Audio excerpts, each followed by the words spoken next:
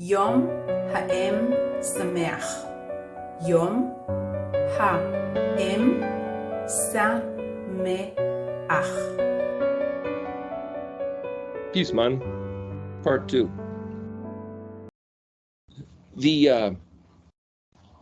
To take the mind that this is the reality means this is not the end of the story. This is a condition halfway through the story. Behold, the days are coming. So jumping down after verse 22 and 23, this is verse 24 of Jeremiah 9. Behold, the days are coming. Nam Yahweh. Remember, every time he says Nam Yahweh, it's the signet ring of the emperor. Can't be changed. When I shall deal with everyone who is circumcised for uncircumcision. What?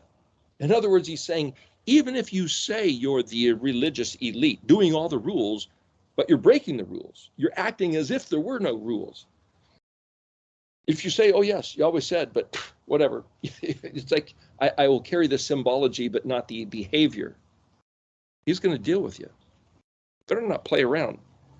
With Egypt, with Judah, with Edom, the children of Ammon, and with Moab, and with all those who dwell in the remotest corners of the wilderness. Well, that would be us. That would be all the way here, both in time and distance. For all the nations are uncircumcised, and the house of Israel is of uncircumcised heart. So for Israel to say, hey, we're at least his people, and everybody else is infidels, it's like, listen, if you behave like an infidel, regardless of who you think you are or claim you are or like to believe you are, you're still an infidel. And when I say infidel, that's the word for uncircumcised heart. He goes on to say, chapter 10, that was the last verse of chapter 9 of Jeremiah, hear the word, Shema is not just hear, but it's like, take this to heart. Bring this into your aleph-mem. You who want to be the mother of his seed. So the word Shema for hear, Shin Mem Ayin. Well, Mem Ayin is like a little seed. It's where you get the word mote, a speck. The mustard seed, the smallest of all seeds, that would be a speck. A little tiny seed with potential to fertilize. So that's a Mem Ayin. Shin Mem is not just name, fame, renown, reputation. So it's like the DNA of the little sperm seed. Well, that's just the word hear. Hear, which is to receive. Wrap your mind around it, the word shakal, which is to the antidote to being bereaved of children, and then conduct your life accordingly, doing. So Shema isn't just hear, it's hear, believe, and do. Hear the word, the debar that Yahweh has spoken concerning you, O house of Israel, besides all those other people groups he just mentioned, the verse before. Do not learn from the way of the nations. Don't be frightened by the signs of the heavens, though the nations are frightened of them. Oh, he's going to send some signs. And yeah, did you see what's happening with the moons and the aurora and the waters and the trees? It's like, Yahweh's my Elohim. I got nothing to do with what he uses through nature to terrify, bamboozle, to bewilder and confuse the people that don't want to regard him. Verse 3, for the practices of the nations are foolish. Then he talks about this is where people talk about Christmas trees. One cuts down wood from the forest fashioned by an artisan with an adze carving, the ADZE. We talked about that a couple of weeks ago. That's the tool that shapes wood. Embellishes it with silver and gold, fashions it with nails and hammers so it doesn't come apart. They're a sculpted palm tree. They don't speak like a sculpted palm tree. The word palm there is just something that rises up like a column. They're carried about because they can't walk. Don't fear them. They can't do any harm, nor can they do good. There is none like you, Yahweh. You are great, and your name is great in might. Who would not fear you, O King of the nations? It goes on. Well, let me finish reading that. For kingship befits you. Kingship is in brackets, which means the word's not really there, but the word kingship is melekot, or it's the publishers here, see, in Hebrew quite often you'll have a phrase that just doesn't make any sense. Makes no sense at all. So they have to plug in words. They do the same thing in King James. They italicize the word. For among all the wise men of the nations and in all their kingdoms, it is known there's none like you. They are uniformly foolish and stupid, and in vain the idols which they are punished, for which they are punished, for they're just simply made out of wood. In other words, anything that humans can look to, if it's not Yahuwah, it's empty nothing. Beaten silver is imported from Tarshish, gold from Ufaz, the working of an artisan, the hands of a goldsmith, turquoise, purple, or the raiment, all of them the work of skilled craftsmen. You can dress it up and you can have, see, they're talking about physical idols, idolatry here, but you can have intellectual idolatry. You can have athletic or musical idolatry. It's like, oh, this sounds like music from heaven. And it's like they're notes. Are you impressed by that? Verse 10, but Yahweh Elohim is true. Emet. He is the living Elohim and the eternal King. The living Elohim, Elohim Chaim, Melech Olam, eternal King. From his anger the earth quakes, the nations cannot bear his wrath. We could go on. There's all kinds of great stuff in Isaiah here, or Jeremiah. Let's do the next verses. Listen to my, this is randomly, Jeremiah 11, verse 4. Thus says Yahweh of Israel, cursed is the man who will not listen to the words of this covenant that I commanded your forefathers on the day I took them out of the land of Egypt from the iron crucible, saying, listen to my voice and fulfill. Shema, and I think ayin shin hey is the word probably for fulfill. Yeah, it is. Ayin shin yod tav mem, but ayin shin is the root. Everything else is a prefix and suffix there. According to all that I command you. Well, except for the stuff nailed to the cross, right? It's like, no, do what I said. So that, see, this is Kaf Yod, or this is the connection, so that you will be a people for me and I will be Elohim for you.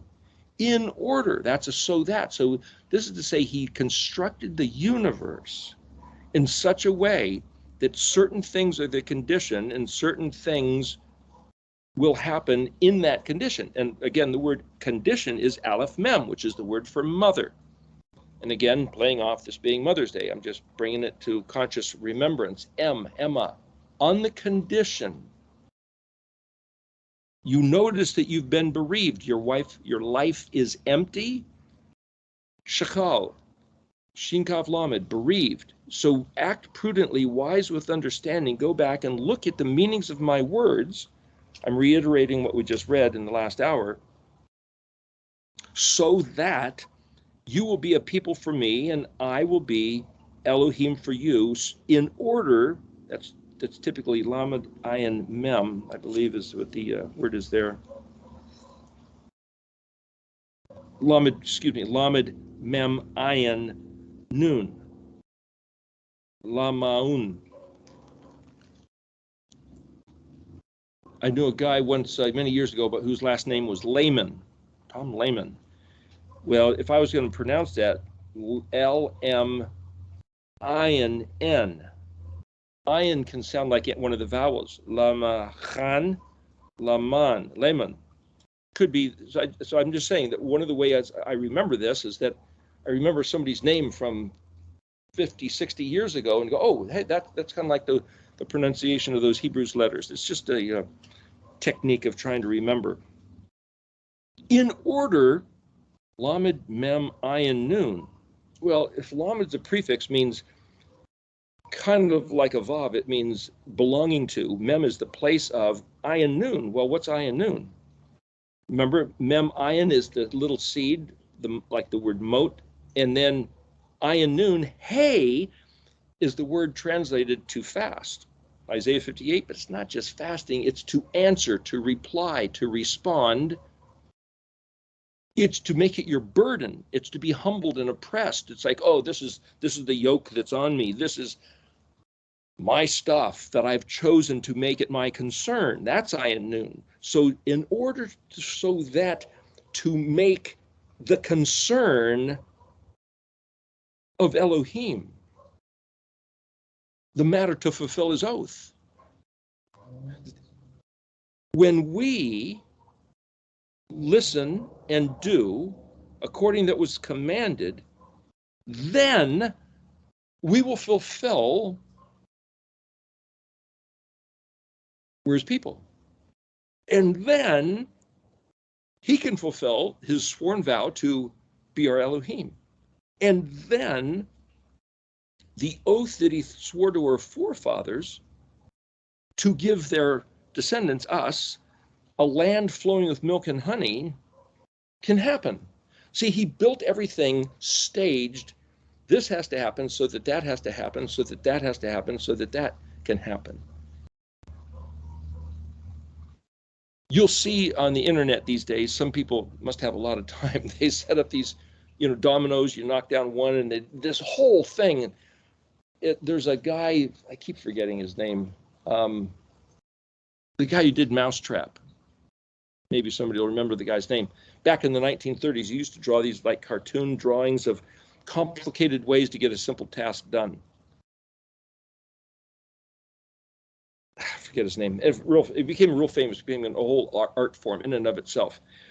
It's essentially what this stuff is. So in other words, again, then if I plug back in, wait a minute, that's like these letters.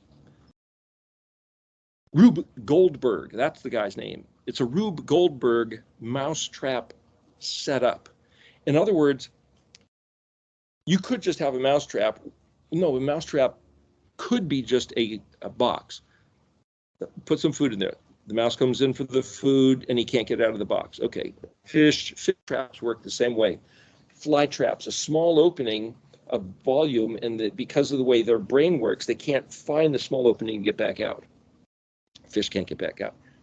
Mice probably could, but it all depends on what else you got going on there. But instead of a simple thing like that, R-U-B-E, Rube Goldberg, he'll decide like 40 different things, or the people doing these domino,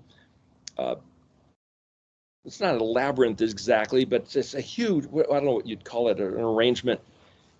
Gosh, there's some fantastic ones that everything you can possibly imagine, a circuitous route, and finally throws a basketball into a basket or something. And it's like, boy, what did it take to set that thing up?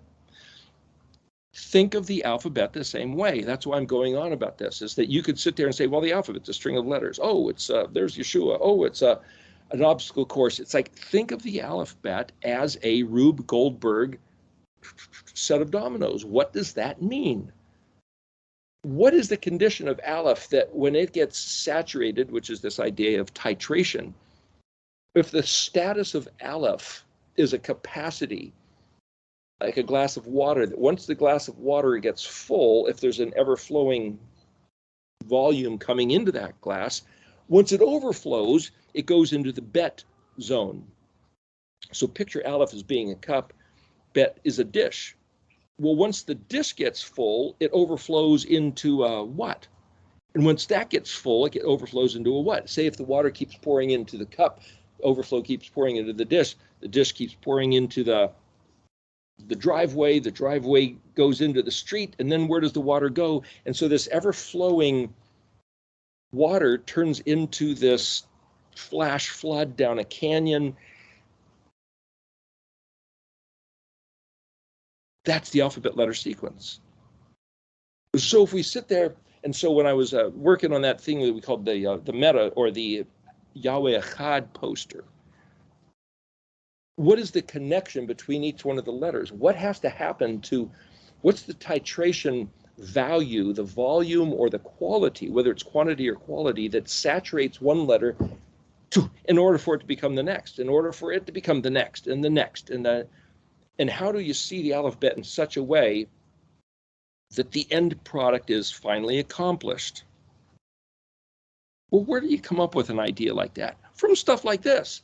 Aleph mem means if or on the condition, like a mother's womb, which is void of children, that craves filling. Well, that's the cup, or that's the dish, or that's the the driveway, each letter is in the same condition because it's holographic. So you could say understanding the language is that you have to understand all 22 to understand any individual, but any individual can only be understood by understanding each individual as the set of all 22. So just like Yeshua and the letters, so is the Mishkan pattern and the volume of the letters. And you realize the whole thing is this fractal model that says you can't know any letter unless you know all 22, but you can't know all 22 unless you know the individual. That's just the way it works. You can't know Yeshua unless you know the Father. You can't know the Father unless you know Yeshua. You can't know either one unless you know the Torah, and you can't know the Ruach unless you're willing to accept the Torah because he's all about the Torah. It's the same kind of arrangement of relationship between all of them. And then for Yeshua, John 3, or not John 3, but I think it's John 17, the gospel where he's praying at the Garden of Gethsemane, where he says, I pray that they would be echad with us, that they would be with the echad with us. That means we have to be of the same heart, the same mind, the same disposition of the function and flow, which can only happen if we're up to speed, if we're shakal with these letters, his OT. And with that being the case, in order to fulfill the oath. Well, then, wait a minute. If that's really what it takes, then you drop down, hear the words of the covenant fulfill in verse 6, verse 7. For I have repeatedly warned your forefathers on the day I brought them up. This isn't some dark, secret, esoteric information that you only get if you know the secret handshake. He said, I told you repeatedly from the land of Egypt until this very day, rise early, and warning them, saying, listen to my voice. Shema koli, kuf vav lamed. Kuf lamed means to weigh. So just his voice is something which can be weighed, can be put into the scales of balance. It can be comprehended. To think, oh no, it's beyond human capacity. By definition, by design, it's not beyond human capacity. But they didn't listen. Verse 8, Jeremiah 11. Did not incline their ear. So it's one thing to listen. It's another thing you can incline your ear, lean into. I'm gonna muster as a human driving this machine, this body, this inner ability to be attentive. I'm going to intend to lean in. Hey, you, listen, self, listen now. That's inclining to listen, and then doing the listening. And each man went after the vision of his evil heart. Well, that's kind of like in the Garden of Eden. I was talking to this guy yesterday, and he says, what if there was no lizard in the garden? What if it was actually a vision of Eve's own heart? Wouldn't it still play into the description of the story? Because the word dachash can mean enticement and bedazzlement. Does there have to be a lizard?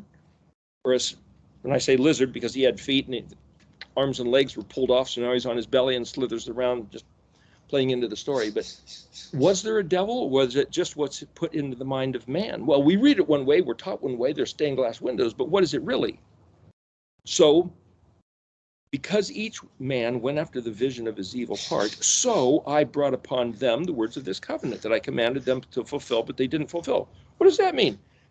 Part of the words of the covenant is if you don't fulfill it, you get the curse. If you do fulfill it, you get the blessing. Well, that's an absolutely positive ramification. There's no avoiding it. Just like the dominoes, man. Once this thing's set up and boom, boom, boom, boom, boom, boom, boom, boom, boom, it has to happen. That's why Yeshua had to come and die in the grave 3 days and 3 nights resurrection, because Zion is the crucifixion, Chet's thrown in the grave, Pesati the resurrection, and because everything plays according to that, we know that when we come back to these words and walk in his ways and do what he said, it must bear the fruit. So our behavior is the great mother. My behavior is the great mother. I thought the great mother was the earth.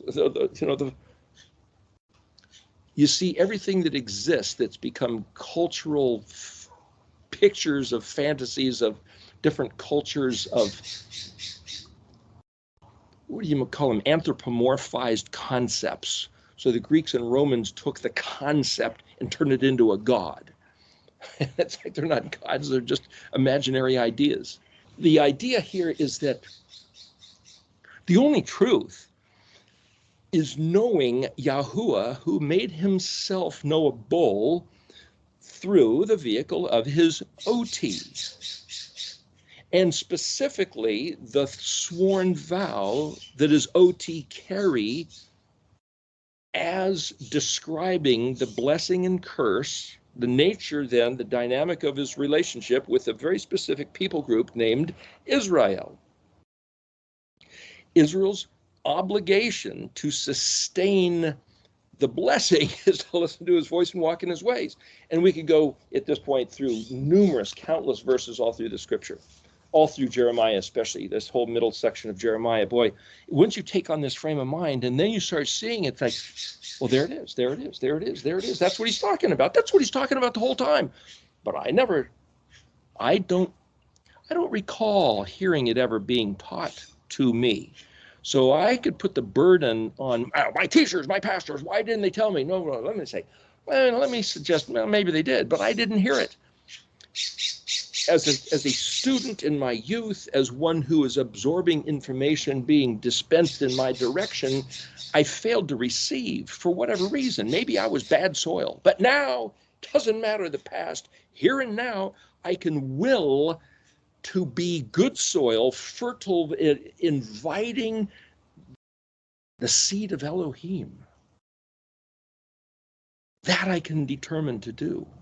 That's Shekiel, wisdom. That's prudent, most prudent thing that any human can do, is to choose to be the receiver of that word. What word? These words are composed of letters.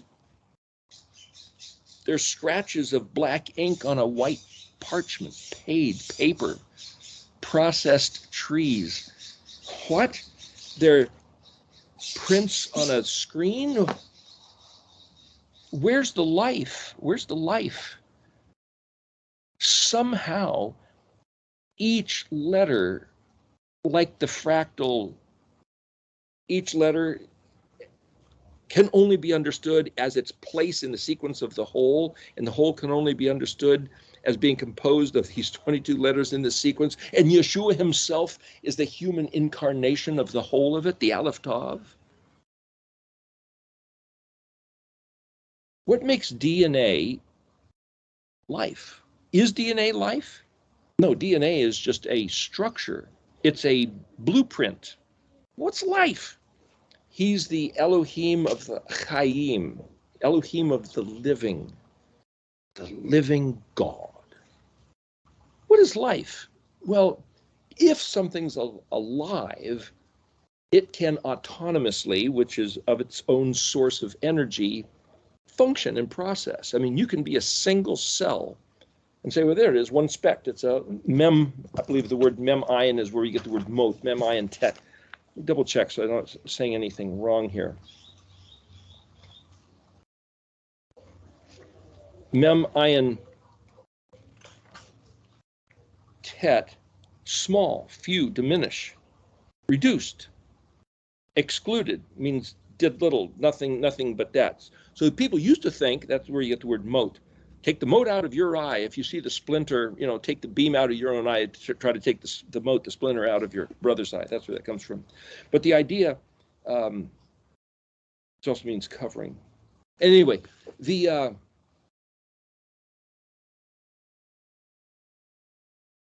gosh, I just lost my train of thought on that. Oh, well, the whole idea that he can sit here and say, Shema, Shin Mem Ayin. The littlest thing, each little thing, the whole idea of the hologram or the holograph, three-dimensional picture, and I mentioned before, it's like if you take on glass a hologram and you break it, every piece, like a jigsaw puzzle, will have the entire picture in it. That's just the nature of the hologram. So every letter carries the whole thing. Every letter then is the OT, the expression of the DNA, but DNA is just the structure. Like drawing a blueprint. Where's the life? A single cell as a Mem-ion, if you get a stronger and stronger microscope, you realize there's all kinds of stuff going on in there. In fact, I've seen a photo before where it almost looks like outer space with all the stars to see all the things going on inside a single cell. It's not the smallest unit, a cell. Well, it's kind of like each one of these letters. What is life? Life means that the living Elohim, the Elohim Chaim, imputed, empowered, self-sustaining essence. For a single cell to exist, well, the way cells work, as scientists have been able to determine, is that there's a cell wall, which keeps the guts in, the skin, and then there's the environment. But there has to be a input of resource for the sake of energy. Well, if the input, call it food, call it minerals, it's like putting gas in your car. What if the input's simply light?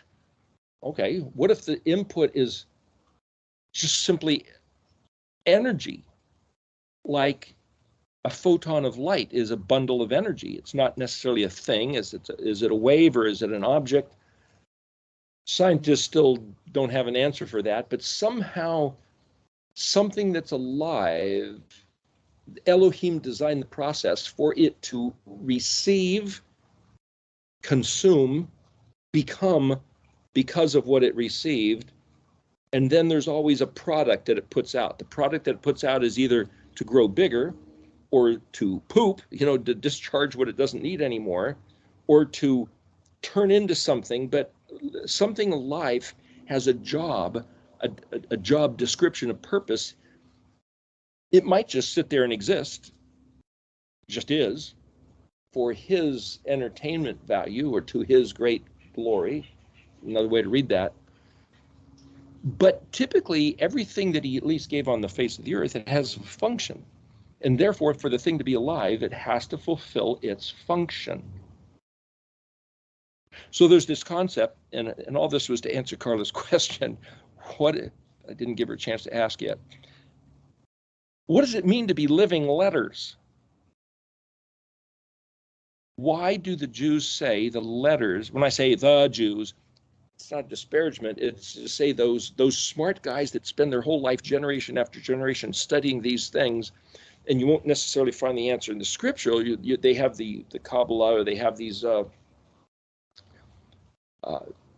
Sefer Yetzar, which is the book of creations or forms, and maybe it's written in there. I don't know. I've not ever read that, but they have this sense. They know that these letters are somehow alive. What does it mean to be alive? To say that Yahweh is the Elohim Zavot, Zadi-Bet Aleph-Vav Tav. Wait, Aleph-Vav Tav can mean letter. Zadi-Bet means in position and swelling up. Well, wait a minute. If the definition, part of the definition of something to be autonomously alive means it has to have this life essence, and that it inputs and then responds by getting bigger, that would fulfill the definition of Zavot, Zadi-Bet Aleph-Vav Tav, which is simply usually translated legions or forces or military powers, military army groups, even Zavot, Zadi-Bet Aleph-Vav Tav. But if he then gave each letter in his realm such that the manifest of each letter in this realm, what does that mean? Just words to ponder. Almost like there's one true letter and everything else is this emanation of the letter. Like the sun as an orb in the sky generates heat and light, but it also generates things that we can't qualify as heat or light, that there's other gamma rays and whatever, X-rays and whatever it might be sending out. It's this source emanating. So if we pictured that if the essence of each letter was like the sun in the sky, and each one was emanating out its stuff, whatever that stuff is, the aleph stuff, the bet stuff, the gimel stuff. He set all those things up. Okay, that's one way to read that each letter is alive. I'm not saying the sun is alive. It could be alive. We don't know what life is. So if we say the process of being empowered and imputed to then generate with some sort of personal autonomy, with sentience, or with some nature of being that it's self-sustaining. Was anything self-sustaining? Does anything have life other than that the source of all life, the Elohim Yahweh, Ehyeh, is continually feeding that one with the essence of being? We could say there's no life other than he, the Ehyeh, constantly inputting whatever life means to be sustained, but being that he's the creator of this concept of life, we'll just take it as a given that that's what it means. Well, then if he is constantly sustaining that the functional use of what each letter represents is happening, is empowered, so that, like a Rube Goldberg bada bing bada boom lineup of dominoes, that titration, when what one letter represents becomes titrated full, it automatically knocks the next one into being. For us then to realize we are plugged into part of that equation, and part of our action is, and when you see these videos of these little routes that people have set up, this domino hits this trigger, which sends the ball rolling down this chute. When the ball gets to the end, it'll drop, and then that'll set up something else. Us behaving, listening a certain way is like the ball rolling. This gets triggered. Yahweh speaks. We are listening and we are doing, and now that sets up this whole other thing. So when you go back to where Yahweh was speaking to Abraham, it might be in Genesis 15 or thereabouts, he says, Yahweh has seen that Abraham will teach his children so that his children will believe, take it to heart, do what he said, so that what Yahweh said can happen. It's the same Rube Goldberg thing. I mentioned this years ago in that discussion. This is an elaboration of that, saying, okay, Yahweh said he's going to do something to bless the offspring of Abraham. That's the ultimate intention. But in order for that to happen, they have to do what he said. And in order for them to do what he said, they have to be taught, they have to take it to heart. So they have to be encouraged by hearing. And so somebody has to speak. And the person who speaks has to understand how to explain it, which is read in Jeremiah. So somehow Yahweh's got to impart the understanding of the whole picture.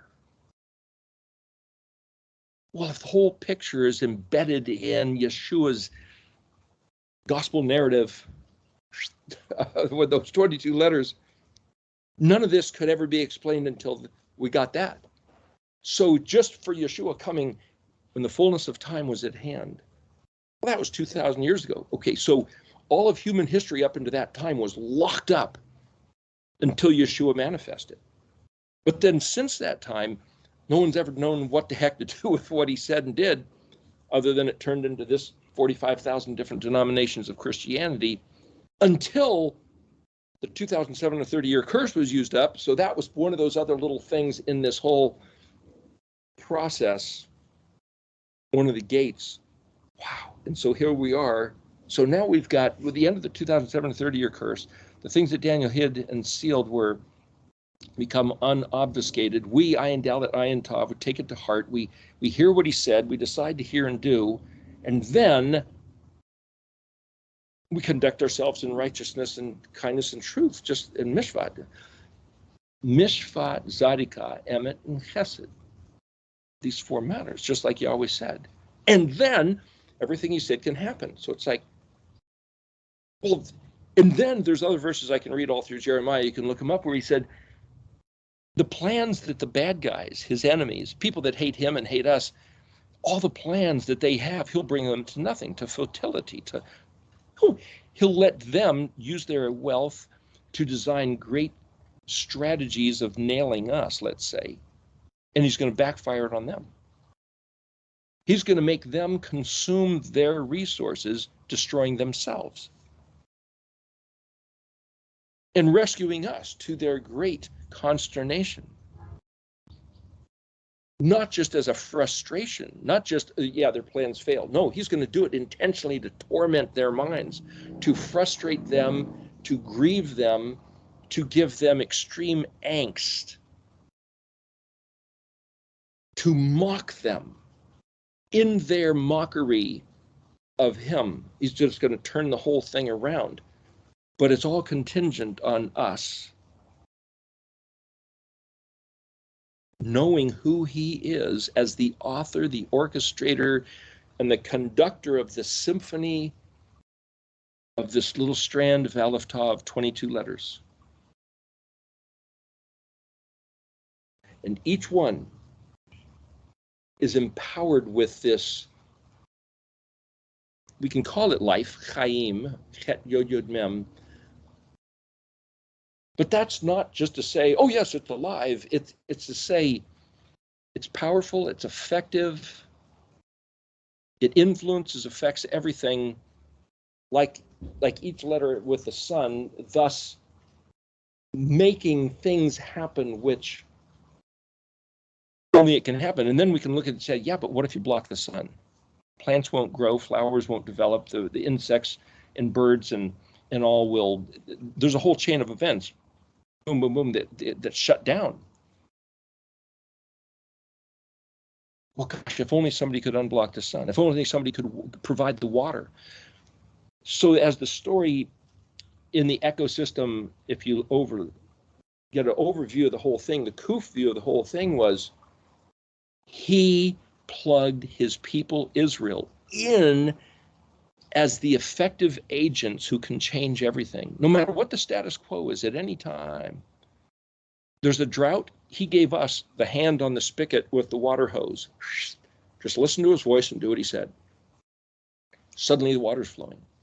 The sun's blocked, he gave Israel, like in theater, you'll have the stage crew and they'll have these big, at least back in the olden days, these big spotlights, 3 feet long, about a foot diameter. There's a gate.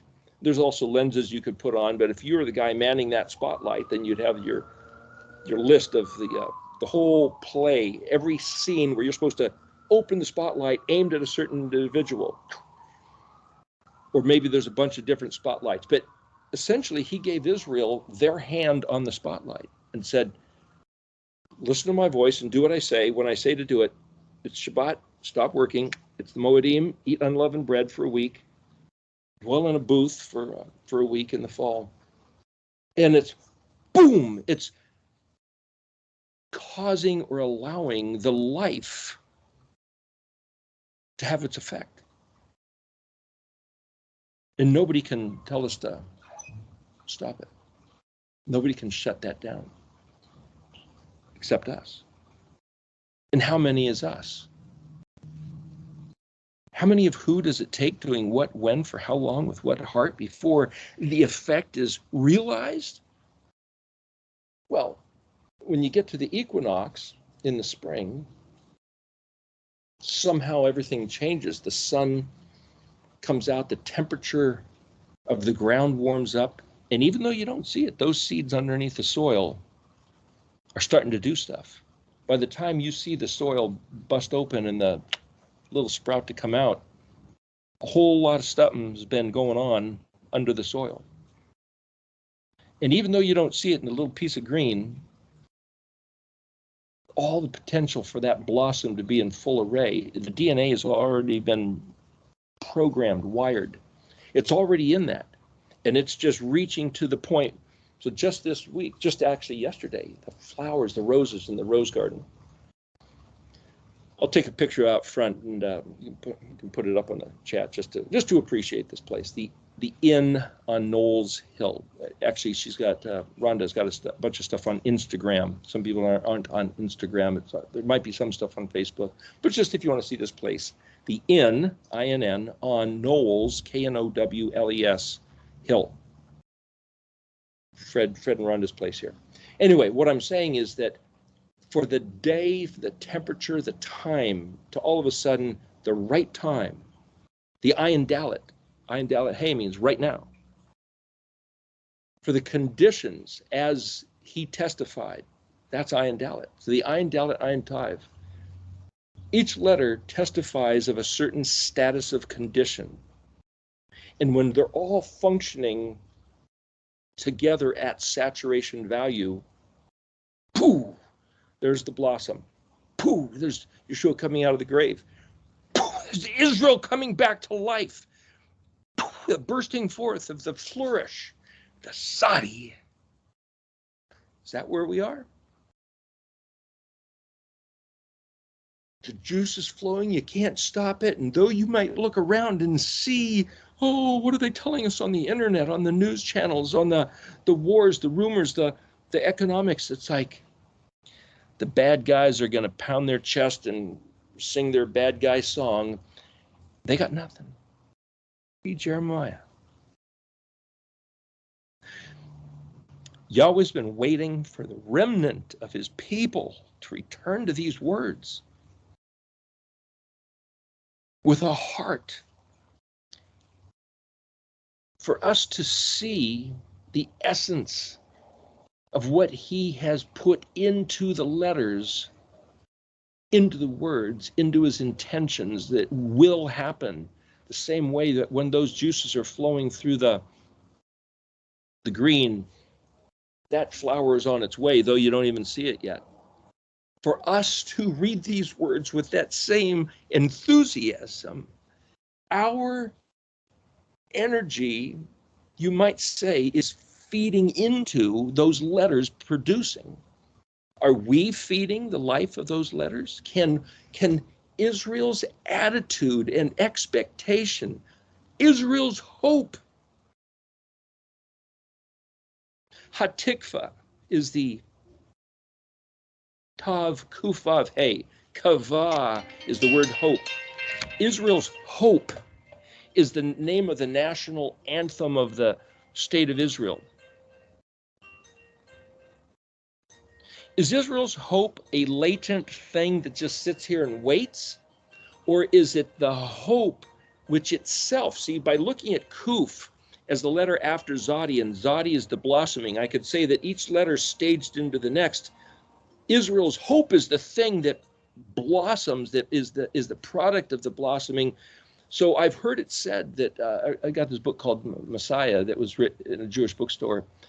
And see, the Messiah in the Christian mind is the God-man, God coming to earth as a human. Well, that's not the Jewish mind at all.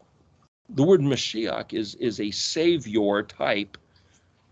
The word Shiach literally means communication and conversation. So the Jewish mind, there's half a dozen different definitions of Messiah, Mashiach. People can fulfill the role. But one of the things that they said in that book was that the Jews tell each other, the rabbis teach their people, you might say, that your job is to hope. It's like, yeah, whether I hope or whether I don't hope. Hope is an active verb. I could say to the drummer, your job is to sit here and drum. Ah, what if I don't drum? Well, then there's no drummer. Sustain the rhythm. Your job is to drum. So if we thought of hope as the drum beat, the active.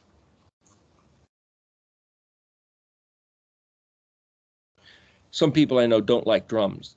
When I was a kid, in the 60s, the Christian music just started coming out of the piano and organ and becoming guitars and drums. Drums are satanic. Those Africans, they use drums. Or the word tom-tom, well, that's Indians. It was actually, it was made illegal for Native Americans to play their drums. The word tap, tav pei, is the word for drum. It's also the word, well, they meant it was probably a tambourine. Remember, went to a Baptist high school, and a couple of the kids, my brother's class, formed a Christian band, and they wanted to come to our church. They were invited to come play Christian rock and roll music. Tav Pei, drum, page 711. imitative. Does that sound like tav pay? Does that sound like a tap? Anyway, that's the word for drum. It's like the drummer's not allowed to bring his drum because that's satanic. He can bring a tambourine and play that. Really? Who makes up these rules? Is that the way it works? Tom, a tom-tom. Tav mem is the word for perfection. Anyway, I'm just saying, you can, where's the truth? But if Israel hoping is like this drumbeat of sustaining rhythm that gets everything rolling, if we tell each other, well, you can hope in whatever you want and it doesn't have any effect on anything, that's not what the Jews are told. The Jews are told, you better hope. Your job is to hope. Tikva. Really? So you can be a quadriplegic. You can be in a comatose state where they say that people who are in a coma can still hear, though the body's unable to respond overtly. You don't know what somebody's able to hear when I've heard of people being in a room with somebody in a coma and having conversations, and then the person coming out of the coma months later and say, I heard everything you said, to the chagrin of some of the people talking. But the point is, we don't know the effect of what our job is to be his people, Israel, to hope, to listen, to take heart, to foster a love, a passion for his stuff is like the sun shining on the seed, causing it to happen. And so for when people are told, it's done away with, nothing to hope for, no covenant to rekindle, no, he did it all, we'll just sit here and wait. That attitude is an evil murder, you might say, of what's supposed to be in the aleph-mem of Israel, his betrothed, his beloved. Israel, the heart of Israel, the mind of Israel, the essence of his people is to be the fertile ground where his seed takes root, finds its life. And the stuff he gave us was his words. And as we determine to be the people who will receive his words, choose to love his words, choose to understand his words, choose to have knowledge of what did he say, we collaborate, co-labor with him, giving life to these letters so that the letters, the essence of the life that's in each letter can grow, can swell, and do what it's supposed to do. Kind of like a mother and father feeding the children so that children can grow and become productive adults. I could choose to see that the life that's in these letters works the same way. And whether somebody else could walk up and say, yes, I can authorize that, and I can validate that, or this guy's full of hooey, it doesn't work that way at all. It's like, well, then explain to me how it works. But in choosing to see that that's the way these letters work, is that he has given Israel to be the aleph-mem, and that these letters are the zavot, the zadi-bet, aleph-vav-tav, that which can swell, then we could say his intention, because if it's the glory of Ani Yahweh, the emperor surrounded by his kingdom, the admiral surrounded by his fleet of letters, that picture,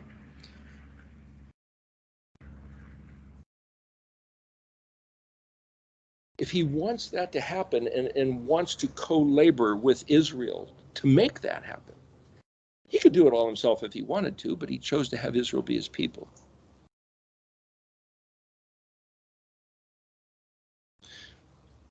So as we wrap our mind and wrap our heart and wrap our allegiance and wrap our energy focused towards what he said being true, being real, being manifest, it causes it to be.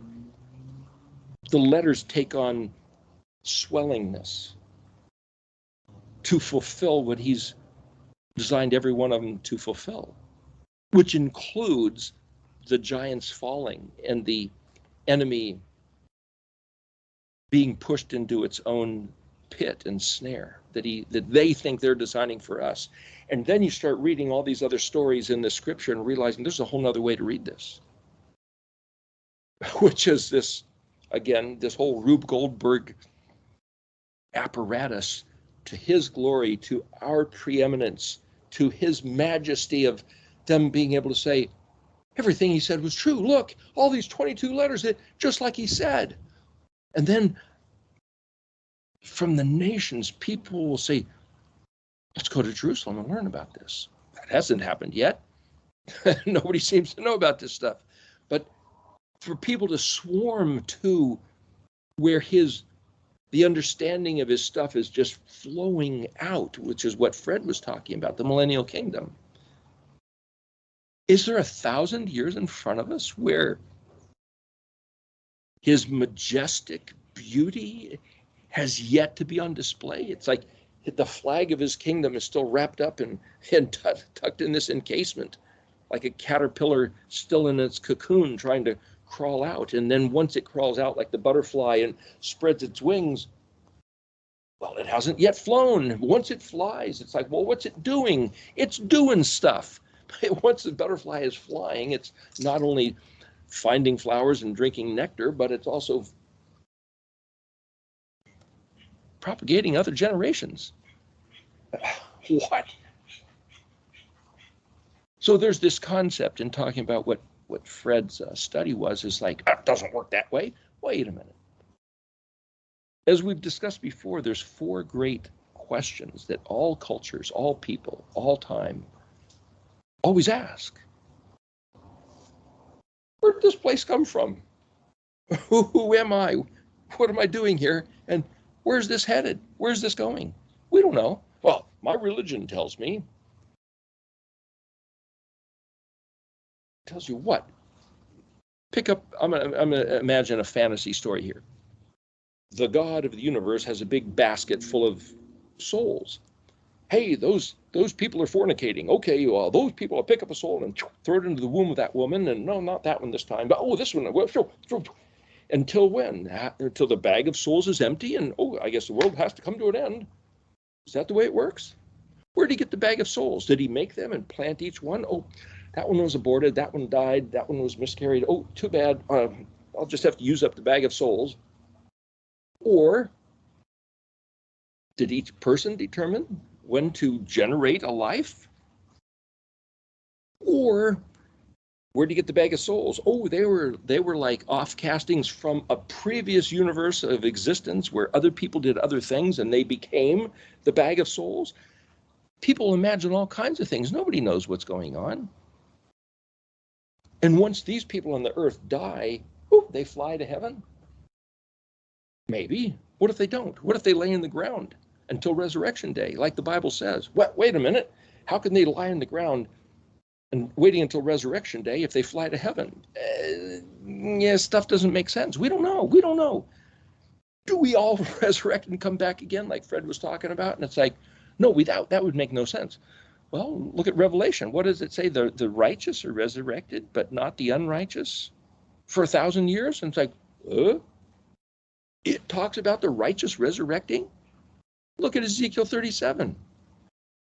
The valley of dry bones. Well, that's just a metaphor. Is it? Is it a metaphor? Looking in the book of Job, and it says the Almighty got kind of, contending with the adversary there, and he says, I think it's chapter 3 or 4? He says something to the adversary, like, you incited me to harm Job for no good reason. What? Can the Almighty be incited by some punk to do something unjust? That doesn't fit with the definition of my Elohim. So now I have to look at the book of Job and question whether it's written by some human as an allegory or whether it's a documentary of something that really happened. Because I don't think that Yahweh's avot, Ehyeh Asher Ehyeh, can be incited by an adversary to do something unjust. But that's what it says right there in the book of Job. And I gotta go, wait a minute. And as I was reading the beginning of the book of Job here, it says the rabbinical footnote of this particular thing says there's half a dozen different ideas of who this guy Job might have been, or perhaps it didn't exist ever. It was just I'll see if I can find that exact phrase. I underlined it here. Job chapter 2, verse 3, you incited me against him to destroy him for no reason. Can Ehyeh be so incited without reason? For no reason is spelled lamed, bet lamed ayin. Remember, bet lamed ayin, bet lamed is the word for, like, Nabal means fool, Babylon means just worthless stuff. Blah, blah, that's bet lamed ayin, blah, blah. Chet nun, mem, well, chet nun, ken, that's the word for grace. No grace, but it's translated for no reason. It's like, see, the only way for me I can't trust the English on this side. Do I look at 80 different translations in English to figure out what it means, or do I look at this in Hebrew and it's like, again, compelled to be thrown back into the study? How can the Jews who highly regard the scriptures say, the book of Job may never have happened? It might have just been some smart guy like William Shakespeare writing stories. It seemed like typical earthly predicaments. Was there really somebody named Romeo and somebody named Juliet? Well, Romeo, if that was Hebrew, Rome means high, wonderful, powerful, mighty. So Juliet was saying of him, oh, my hero. That's Romeo. He is Rome, heroic. Romi, my. Romeo, he's my hero. Is really in Hebrew what the word Romeo means. And Juliet, well, that's like my little jewel. My big hero, my little jewel, Romeo and Juliet. It's just playing with words. And so Shakespeare took this quintessential struggle of these two opposing families and what happens with the affections and love of the heart between them and the tragedy. Are they doing the same thing with the book of Job? Can we then read the book of Job as scripture when it starts off in chapter 2 saying something like that? Or maybe it was badly mistranslated. Now I don't know. Now I have to do my own study of trying to figure out what that is. What I'm saying is this effort to figure out what does it mean to be human. How many times do we come back onto this planet? Well, if you read Revelation where it says the righteous come back to life and they're on the planet, and then you look in Zechariah where it looks like, and Ezekiel 37 where it looks like, yeah, but it doesn't fit what they told us. Yeah, but why do the Jews teach something different? It's like, I don't know. All I know that I'm here now. And all I need to know is, well, Jeremiah 9. The greatest thing a man can do is listen to the voice of Yahweh, take it to heart and make it his obsession, his passion, and walk in his ways.